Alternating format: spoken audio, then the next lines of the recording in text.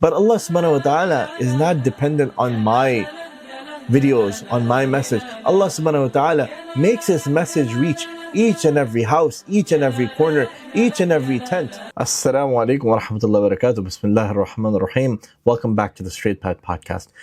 In the last video, I talked about the Qadiani Khalifa having a hard time reciting the Quran properly. And because of this, many Qadianis have come onto the YouTube channel and they've commented things like, you shouldn't be making fun of people on the way they pronounce the Quran and stuff like that. I wasn't making fun of him. I was just pointing out the fact that he hasn't been educated in the sciences of tajweed. He hasn't been educated in the sciences of the translation of the Quran. I pointed out both of these things. I also pointed out many other things, such as his answers to his community are lackluster in thought.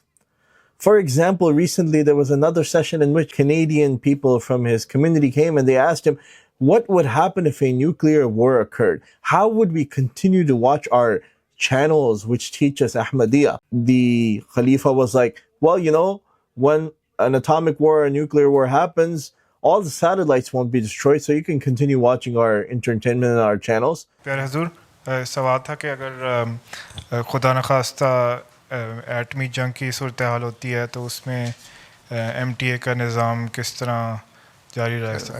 Atom के असरात satellite तक तो नहीं पहुंचेंगे और यहाँ से transmission होती रहेगी इंशाल्लाह.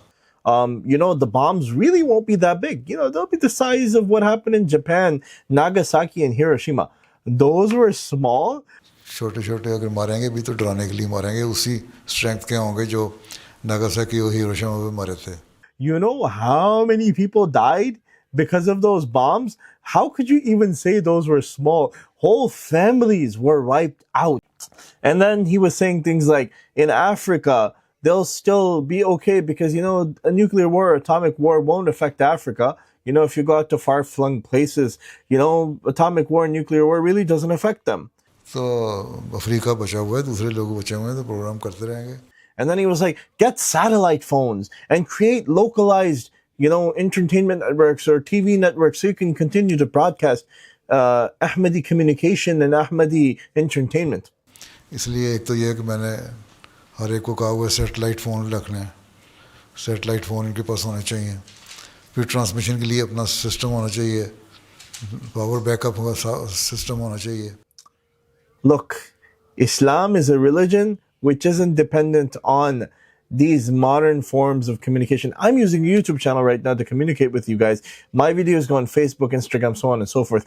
But Allah subhanahu wa ta'ala is not dependent on my videos, on my message. Allah subhanahu wa ta'ala makes His message reach each and every house, each and every corner, each and every tent.